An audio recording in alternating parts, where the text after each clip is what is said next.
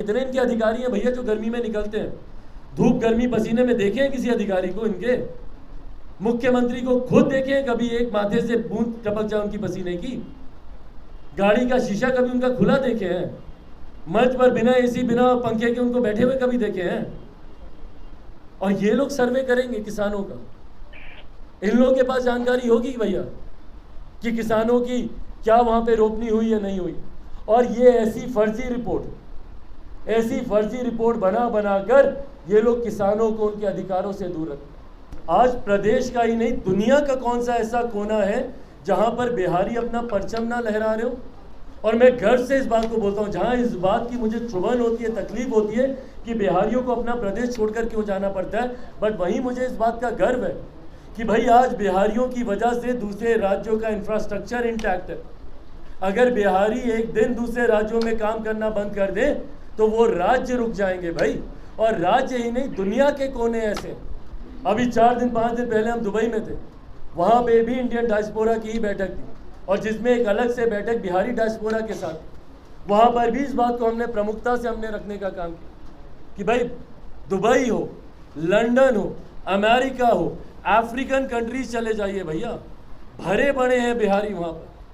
और वहाँ की सरकारें मानती हैं कि इन लोगों का योगदान रहा है यहाँ के सोशियो इकोनॉमिक स्ट्रक्चर को खड़ा करने में। बिहारियों का योगदान है देश को आगे लेकर जाने में। पर अफसोस इस बात का रहा कि जो बिहारी देश को आगे ले गया वहीं उनका अपना प्रदेश पीछे रह गया। वो ऐसे महत्वाकांक्षी नेताओं की वजह से, ऐसे सत्ता के लालची दलों की वजह से। भाई मुख्यमंत्री जी बोलते कहाँ हैं? इनको फर्क पड़ता है? इन्होंने किसी एक बिहारी के ऊपर आवाज उठाई? मैंने तो सुशांत सिंह राजपूत का भी एग्जांपल दिया ना।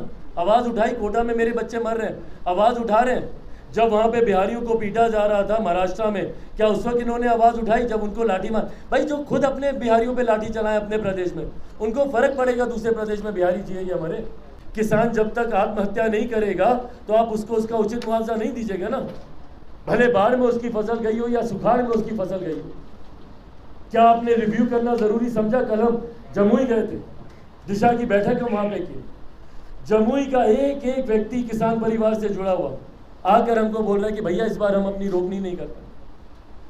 और जब हम उसी बैठक में जब हम अधिकारियों से जब हम जानकारी लिए, और प्लीज आप लोग भी ये कीजिए ताकि सरकार की पोल खुलनी जरूरी है, जब हम अधिकारियों से जब हम जानकारी लिए कि कितना रोपा हुआ है, तो बोलता है 75%। सोचिए 75%।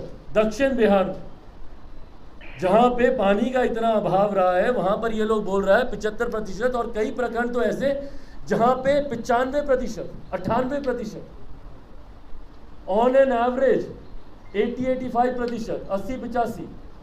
जो सबसे कम वाला प्रखंड हमारे यहाँ रहा है उसमें भी 65% ये लोग दिखा रहे हैं। सोचिए, एक ऐसा जिला जहां पे हम मांग कर रहे हैं कि उसको सुखाड़ घोषित किया जाए, वहां पे कागज पे ये कार्रवाई।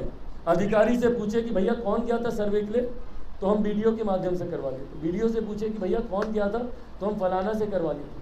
कोई जमीन पर नहीं गया। कितने इनके अधिकारी हैं भैया जो गर्मी में निकलते हैं, धूप गर्मी पसीने में देखे हैं किसी अधिकारी को? इनके मुख्यमंत्री को खुद देखे हैं कभी एक माथे से बूंद टपक जाए उनकी पसीने की? गाड़ी का शीशा कभी उनका खुला देखे हैं? मंच पर बिना एसी बिना पंखे के उनको बैठे हुए कभी देखे हैं? और ये लोग सर्वे करेंगे किसानों का। इन लोगों के पास जानकारी होगी भैया कि किसानों की क्या वहां पे रोपनी हुई या नहीं हुई। और ये ऐसी फर्जी रिपोर्ट बना कर ये लोग किसानों को उनके अधिकारों से दूर रखते। आज किसान भुखमरी के कगार पर आ गया जो अन्नदाता है हमारा। वही नॉर्थ बिहार में जाकर देख लीजिए, कोसी में किस तरीके से पानी उफान मार रहा है। क्या कर रहे हैं मुख्यमंत्री जी? प्रिवेंटिव मेजर्स हैं इनके पास? कोई नहीं। इंतजार करेंगे हाथ पे हाथ धरकर। अच्छा अभी उठने दो, पानी उठने दो, अभी तो कटाव शुरू ही हुआ है, कटाव का पानी घुसने दो।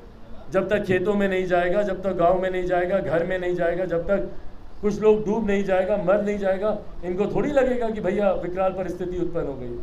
जब तक कोई मरेगा तब ना इनको लगेगा कि डूब के मर गया, इसका मतलब पानी आ गया। और फिर ये अपना उड़न खटोला निकालेंगे, ऊपर से जाकर घूमेंगे और बोलेंगे हाँ पानी आ गया। और ये वही है क्विंटल बाबा, कोसी के मसीहा बने फिरते थे। क्या हो गया भैया आपको? अब आपको जरूरत नहीं है इन लोगों की। क्यों? क्योंकि अब आप समीकरण के माहिर हो गए।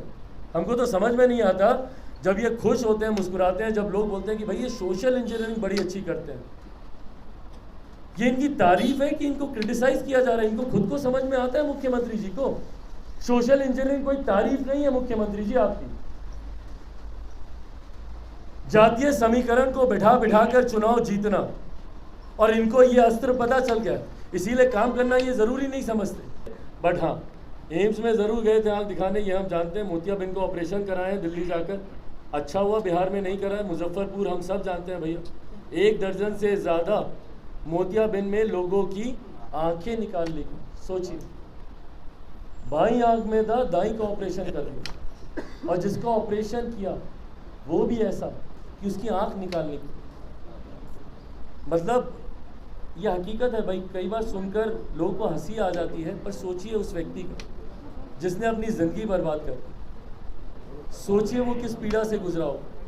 तो इसीलिए इसी डर से मुख्यमंत्री भागे भागे गए हैं, दिल्ली गए हैं। पर हाँ, दूसरी भी आंख वो दिखा रहे थे अपने ही साथियों को।